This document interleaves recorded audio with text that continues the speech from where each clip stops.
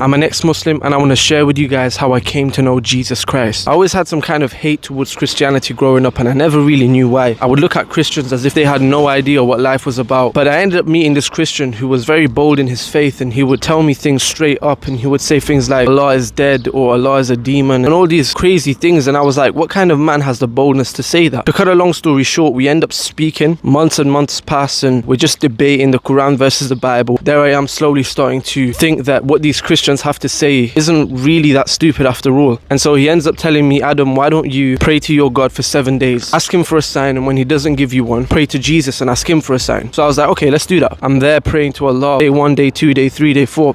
I don't get a single sign. I remember literally crying on the prayer mat and saying, Allah, if you love me, you'd show me a sign, because if I'm your child, surely you'd want me to stay in the faith. And it just felt like my prayers were hitting a brick wall and falling straight to the floor. So anyway, I remember going downstairs and calling this guy and saying, hey bro, my faith is breaking, how do I speak to Jesus? He was like, just speak to him like he's a normal friend, right? So I'm like, okay, sounds easy enough. I go to my sitting room, I'm there on my knees, I'm like, Jesus, this feels weird, I've never done this before, but if you're real, show me a sign. I kid you not, I felt this peace that I've never felt before. When I prayed to Jesus, it was like I knew God was there. It's a crazy thing to experience. I don't know how to describe it, but that was my experience. I get up and about 30 seconds later, I hear 3 knocks on the door.